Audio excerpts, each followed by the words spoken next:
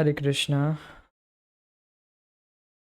हम कृष्ण भावनामृत की प्राप्ति इस पुस्तक से चौथा अध्याय भगवान श्री कृष्ण को यथारूप जानना, इस अध्याय को चर्चा कर रहे थे। आज इस अध्याय का दूसरा दिन है।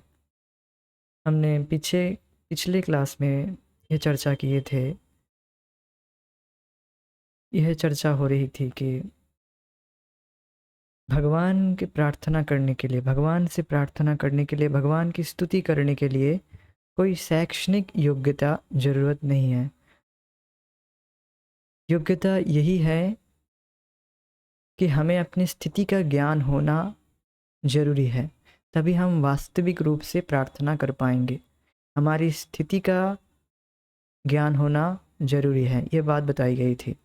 हमारी स्थिति क्या है? हमारी स्थिति यह है कि हम कंट्रोलर, नियंता नहीं हैं, हम कंट्रोल्ड, नियंत्रित हैं। अब आप कह सकते हैं कि, और ये है भी बात, कि हम किसी हद तक नियंता है, किसी हद तक हम नियंता अर्थात नियंत्रण करने की हमारी एक सीमा है, किंतु हम परम नियंता नहीं हैं। यह जानना जरूरी है।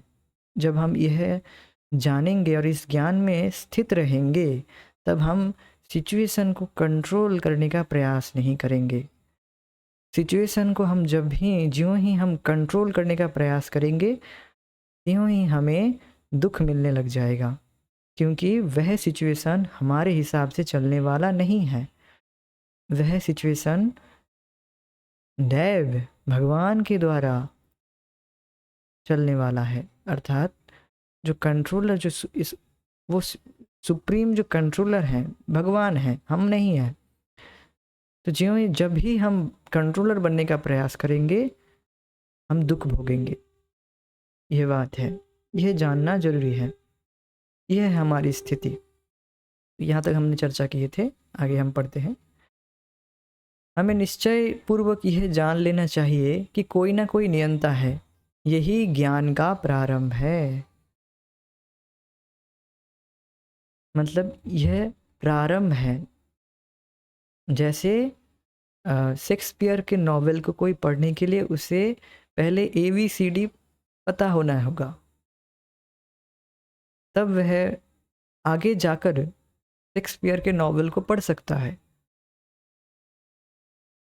अर्थात व्यक्ति अगर आध्यात्मिक में प्रगति करना चाहता है, तो उसे पहले यह ज्ञान होना चाहिए, वह नियंता नहीं है। ऐसा प्राय होता है कि बहुत सालों सालों के बाद भी व्यक्ति का यह भाव रह जाता है कंट्रोलरशिप का, कि ये सिचुएशन मेरे हिसाब से क्यों नहीं चला।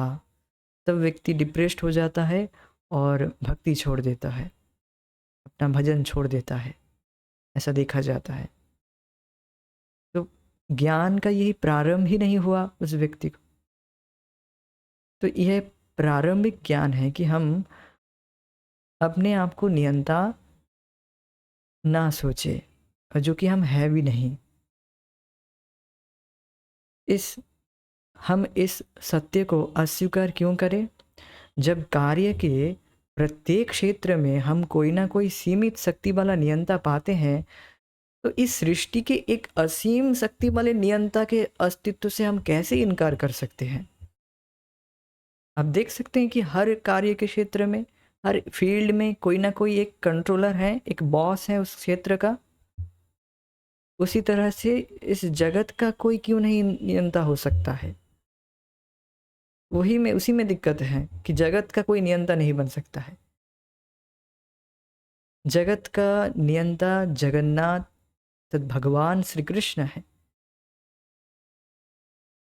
इसीलिए श्रीमन चैतन्य महाप्रभु ने जगदीश अर्थात जगत के नियंता शब्द विशेष रूप से बिना किसी कारण के प्रयुक्त नहीं किया है।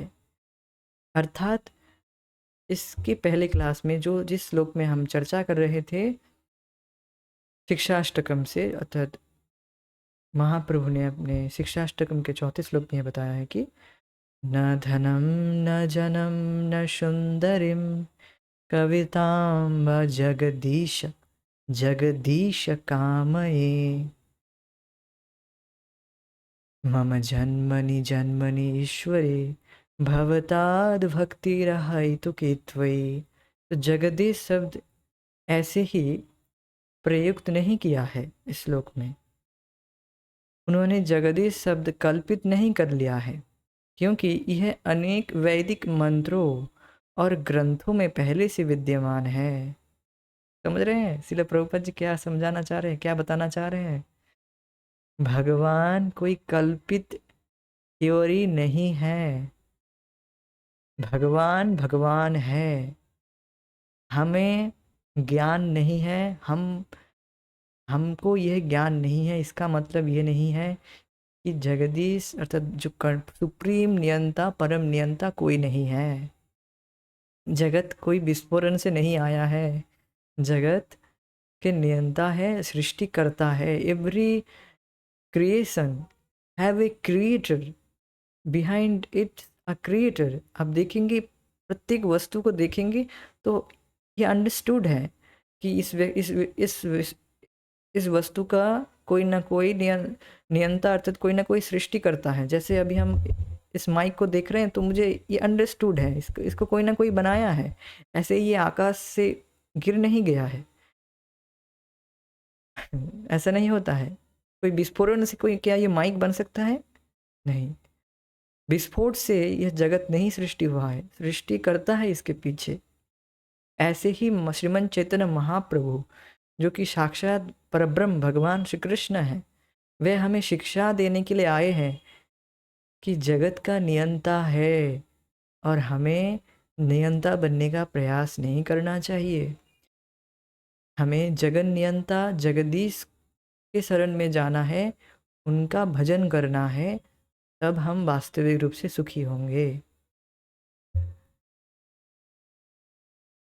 उन्होंने जगदीश शब्द कल्पित नहीं कर लिया है। बहुत महत्वपूर्ण लाइन है कि हम ये लोग जो नास्तिक लोग हैं वह इस तरह से कहते हैं, अरे ये सब इनका तो भावना ही भावुक लोगों का काम है, ये भक्ति वक्ति करना ये सब भावुक लोगों का काम है, हम तो मानते ही नहीं कि कोई भगवान भगवान है, होते ही नहीं है कोई। तो इस तरह से नास्तिक लोग इस तरह से कहते हैं। किंतु जो साक्षात परब्रह्म भगवान श्री कृष्ण है वही खुद आकर समझा रहे हैं कि जगत का नियंता है, परम नियंता है, जगत के सृष्टा है। हमें भौतिक इच्छाओं को छोड़कर जगत के नियंता की सेवा में संलग्न होना चाहिए। यही प्रार्थना का चरम परिणति है।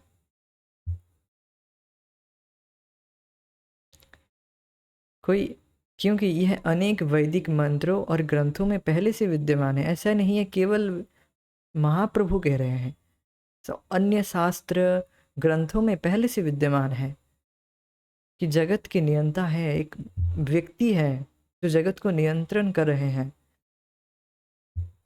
ये बात है। जैसे तव कर कमल वरे नखाम अद्भुत श्रृंघम दलित हिरण्यकशिपो तनुभृंघम केशवधृता नरहरिरूपा जय जगदीश हरे, जय जगदीश हरे। हे केशव, हे हरि, आपके करकमल अत्यंत सुंदर हैं, किंतु आपने अपने लंबे नाखूनों द्वारा असुर हिरण्यकशिपु का शरीर विदीर्ण कर दिया है। हे जगन नियंता जगदीश, मैं आपको सादर नमस्कार करता हूँ। महाकवि जयदेव कृत गीत गोविंद में भी यहाँ पर बताया गया है कि जगदीश शब्द यहाँ पर आ रहा है।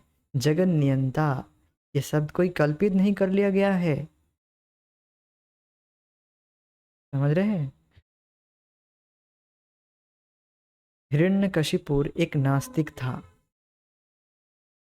जिसने ईश्वर के अस्तित्व से इनकार किया था, किंतु भगवान श्री नृसिंहदेव आधे पुरुष आधे सिंह के रूप में अवतरित हुए और उन्होंने उसका वध कर दिया।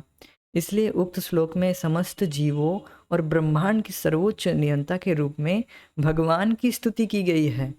जय जगदीश हरे। तो ये श्लोक हम गाते हैं नृसिंह आरती में। तो बार बार हम भगवान से प्रार्थना करते हैं, हे भगवान, हमारे हृदय में जो हिरण्यकशिपु रूपी जो दुष्ट है, जो हिरण्यकशिपु रूपी जो असुर हैं हमारे हृदय में, उस हिरण्यकशिपुर का आप वध कर दीजिए। कलयुग में हिरण्यकशिपुर हर जीव के हृदय में वास कर रहा है। कलयुग में यह जो दैत्य, कलयुग में दैत्य, द डीमन, जो दैत्य है वह हर जीव के हृदय में आ गया है, हिरण्यकशिपुर रूपी दैत्य। इसलिए हम भगवान से प्रार्थना करते हैं कि हे भगवान, हमारे हृदय में जो यह हिरण्यकशिपुर रूपी दैत्य बैठा है उसको आप वध कर दीजिए अपने लंबे लंबे नाखूनों से।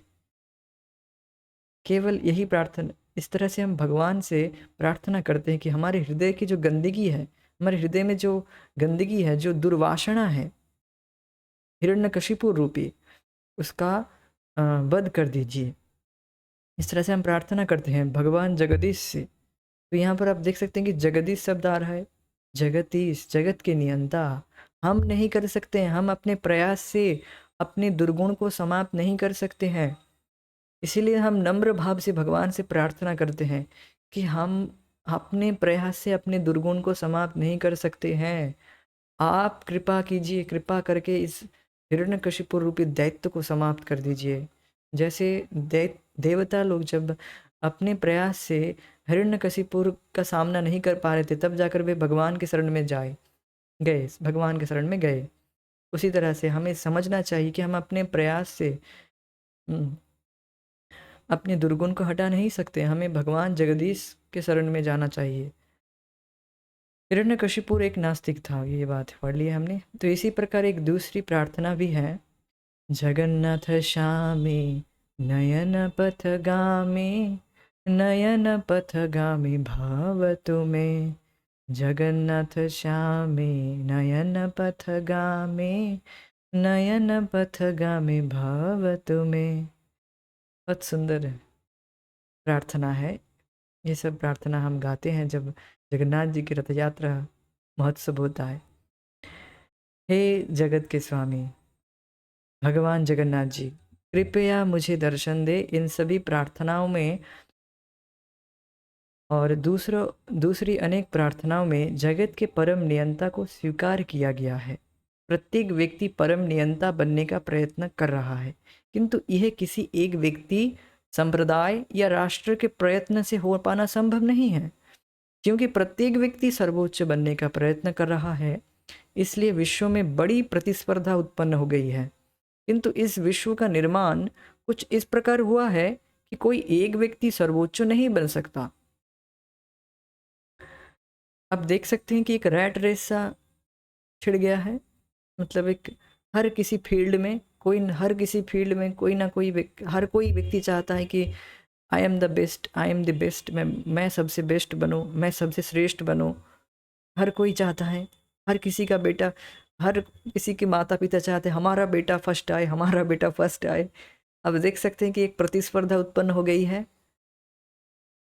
मैं तो देख सकता था, मैं तो ये मेरा अनुभव बता रहा हूँ कि ये ऐसे माताओं में, पेरेंट्स में वो एक प्रतिस्पर्धा चलती थी, केवल बच्चों में नहीं। इस तरह का एक प्रतिस्पर्धात्मक एक वातावरण क्रिएट हो गया है अभी। Even even parents are fighting between them. केवल वो बच्चे, उनके बच्चे पढ़ाई कर रहे हैं, हमारा बेटा फर्स्ट क्यों नहीं आया, ये अरे एक नंबर से पीछे है, इसके पेरेंट इससे बात ही नहीं करना है, ये हमारा दुश्मन है। इस तरह का एक भाव उत्पन्न हो गया है प्रतिस्पर्धात्मक, जो बहुत खतरनाक एक सिचुएशन क्रिएट किया है अभी देखा जाता है। इस तरह के द्वेष भाव, ईर्षा द्वेष से व्यक्ति अपने एक दूसरे को नुकसान पहुंचा तो रहा ही है, साथ ही साथ व्यक्ति अपने अपने जो बुद्धि है, अपना बुद्धि, ज्ञान, अपना समय सब कुछ वेस्ट कर रहा है इन इन सब में। अगर व्यक्ति ये सब इस तरह से आप देख सकते हैं कि व्यक्ति एक प्रतिस्पर्धात्मक एक फील्ड में लग गया है और हर कोई व्यक्ति सर्वोच्च बनने का प्रयास कर रहा है, और ये जगत ऐसा बना है कि कोई एक व्यक्ति सर्वोच्च नहीं बन सकता है। कोई एक व्यक्ति सर्वोच्च नहीं बन सकता है, मतलब पूरे जगत का सुप्रीम कोई एक व्यक्ति नहीं बन सकता है। ये जगत ऐसा बना है। किसी क्षेत्र का एक सर्वोच्च व्यक्ति बन सकता है, किसी क्षेत्र, किसी फील्ड का कोई एक सर्वोच्च होता है, किंतु पूरे सारे क्षेत्र के, पूरे जगत के एक सुप्रीम कंट्रोलर कोई एक मनुष्य नहीं बन सकता है। वह तो भगवान ही है। ये बात है। तो एक रिप्रेजेंटेटिव फोटो रखा गया है कि हर कोई व्यक्ति इस रैट रेस में पड़ा है। भले ही हम अपने को किसी भी स्थिति में रखें, हम देखेंगे कि कोई व्यक्ति या तो हमसे नीचा है या ऊंचा है। कोई एक व्यक्ति ये नहीं कह सकता है कि मैं सर्वोच्च हूँ, मुझसे ऊपर कोई नहीं है। ना ही कोई यह कह सकता है मैं सबसे नीचा हूँ, मुझसे नीचा कोई नहीं है। जब हम सोचते हैं कि हम सबसे नीचे हैं, हम तुरंत पाते हैं कि कोई हमसे भी नीचा है। जब हम सोचते हैं कि हम सबसे ऊंचे हैं, हमें तुरंत पता चलता है कि हमसे भी कोई ऊंचा है। यही हमारी स्थिति है। तो हमारी स्थिति क्या है, समझ रहे हैं कि हम तो ना तो किन्हीं सबसे ऊंचे हैं, किन्हीं सबसे सर्वोच्च हैं, और ना तो सबसे नीचे हैं। हम अपने एक स्थिति में हैं। जब भी यह भावना आए कि अरे मैं तो सर्वश्रेष्ठ हूँ, जब भी अहंकार आए, तब आप देखेंगे कोई ना कोई आपसे सर्वोच्च है, तो आपको दिख ही जाएगा। और ज्यों ही ये भाव आया अरे मैं तो बिल्कुल, मेरा तो कोई उद्धार नहीं हो सकता है, तो आप देख लीजिए आपसे गया गुजरा जगाई मधाई का भी उद्धार हो गया है, आपसे भी पतित। इसलिए प्रभुपाद जी बताते हैं कि इस तरह से लोग, इस तरह से कुछ कुछ लोग कहते थे शिला प्रभुपाद जी को कि यार हम तो बहुत पतित हैं, हम तो वे हैं वो हैं। इस तरह से रोते धोते थे। तो शिला प्रभुपाद जी उनको बताते हैं कि you are nothing, you are nothing, मतलब आप कुछ भी नहीं, हम कुछ भी नहीं, हम बहुत इनसिग्निफिकेंट हैं, हम इतने भी पतित नहीं हो सकते हैं, जगाई मधाई से पतित नहीं हो सकते हैं। अर्थात हम अपने स्थिति में हैं, हमें इस स्थिति में रहकर ना तो प्राउड करना चाहिए, ना तो बिल्कुल डिप्रेस्ड हो जाना चाहिए। हमें अपनी स्थिति में रहकर भगवान की भक्ति करके प्रगति करना चाहिए। ये बात है। किंतु भगवान की स्थिति ऐसी नहीं है। श्रीमद् भगवद गीता में भगवान श्री कृष्ण अपनी सर्वश्रेष्ठता को स्वयं इस प्रकार व्यक्त किए हैं। मत्तः परतरं नान्यत् किंचिद अस्ति धनंजय, मयि सर्वमिदं प्रोतं सूत्रे मणिगणा इव। मत्तः परतरं नान्यत् किंचिद अस्ति धनंजय, मयि सर्वमिदं प्रोतं सूत्रे मणिगणा इव। मत्तः परतरं नान्यत्, मुझसे श्रेष्ठ कुछ भी नहीं है। किंचिद अस्ति, कुछ भी नहीं है। कुछ भी नहीं है मतलब कुछ भी नहीं। मयि सर्वमिदं प्रोतम, मुझ में ही सारा कुछ स्थित है। जैसे कि सूत्र में, धागे में मणि, जैसे कि धागे में मणि, अर्थात जो जैसे मेरा ये जो माला है इसमें धागा है, इसमें जो तुलसी के जो बीड्स है वह पिरोया हुआ है, इसमें गथा पिरोया गया है और इसमें स्थित है। इसी तरह से यह जगत भगवान पर स्थित है, भगवान पर आश्रित है। मयि सर्वमिदं प्रोतम, मुझ में पिरोया गया है ये पूरा जगत। सब कुछ भगवान में स्थित है, भगवान पर आश्रित है। भगवान परम नियंता है, भगवान से परे कोई नहीं है। भगवान खुद बता रहे हैं मत्तः परतरम नान्यत् किंचिद अस्ति, कुछ भी नहीं है, मुझसे परे कुछ भी नहीं है। हे धनंजय अर्जुन, अन्य कोई भी अन्य कोई भी सत्य मुझसे श्रेष्ठ नहीं है। सूत्र में गुथी हुई मणियों की भांति ये सब कुछ मुझ पर आश्रित है। धागा हटा लेंगे तो ये पूरा माला बिखर जाएगा। अर्थात ये जगत भगवान की शक्ति पर स्थित है। भगवान के स्पर्श के बिना एक पत्ता भी नहीं हिलता है। और कार्य की तो बात छोड़ दीजिए, एक पत्ता भी नहीं हिलता है भगवान के सैंक्शन के बिना। भगवान, आप जो भी कुछ देख रहे हैं सब कुछ भगवान का है, भगवान की शक्ति है, उन पर टिका हुआ है सारे सब कुछ। ये जो बोलने की शक्ति मुझे मिल रही है, सब कुछ देखने की शक्ति, सब कुछ मैं, सब कुछ करने की जो शक्ति और पूरा जो जगत अभी दिख रहा है, ये सब कुछ भगवान की शक्ति पर टिका हुआ है, आश्रित है।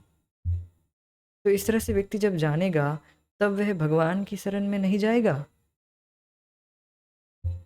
बात है, yes, he will must take shelter of Krishna. Shri भगवान असमोर्ध हैं, जिसका अर्थ है ना कोई उनके समान है ना कोई उनसे ऊंचा है। यदि हमें कोई ऐसा व्यक्ति मिले जिससे ऊंचा कोई ना हो तो हम उसे भगवान के रूप में स्वीकार कर सकते हैं। भगवान की परिभाषा यही हो सकती है, जिनके समान या जिनसे बढ़कर कोई ना हो। तो स्पष्ट है भगवान की परिभाषा क्या है। भगवान असम ऊर्ध है, अर्थात ना असम ऊर्ध अर्थात असम प्लस ऊर्ध, जिनके ना तो कोई समान है ना तो कोई उनसे परे है ना तो कोई उनसे बढ़कर है। असम ऊर्ध, ना तो कोई उनके समान है ना तो कोई उनसे ऊंचा, मतलब केवल हाइट में ऊंचा नहीं, हर किसी ऑपुलेंस में, किसी भी भाग में, किसी भी क्षेत्र में भगवान से बढ़कर कोई नहीं हो सकता है। यही वैदिक परिभाषा है। उपनिषद में कहा गया है न तद समश्च बधिकश्च दृश्यते, अर्थात ना कोई उनके समान ना कोई उनसे बड़ा दिखाई पड़ता है। तो इस तरह से श्री भगवान के विषय में यहाँ पर यहाँ तक बताया गया है।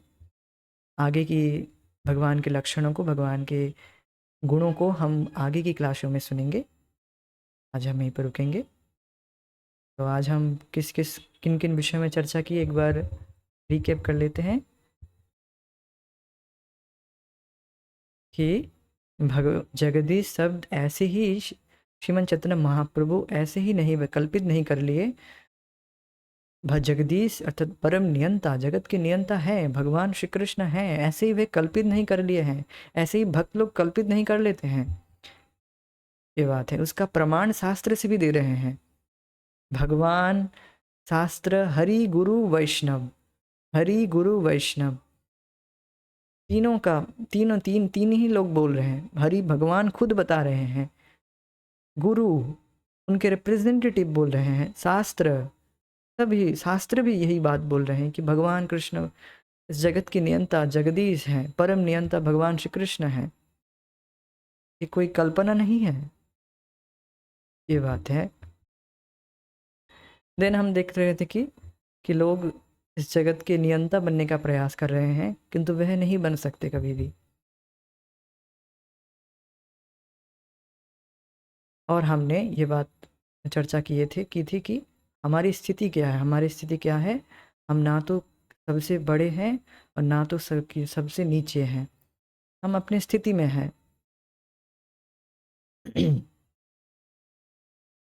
किंतु भगवान से बढ़कर कोई नहीं है। भगवान ऐसे बोल सकते हैं कि मुझसे बड़ा कोई नहीं और ना तो मुझसे कोई मेरा कोई समान है।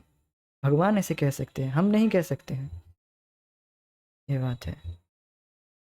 तो इस तरह से आज की चर्चा यहीं पर रुकेंगे। हरे कृष्ण, जय श्रील प्रभुपाद, निताय गौर प्रेमानंदे, Hari Hari. Thank you so much, thank you for joining. Hare Krishna.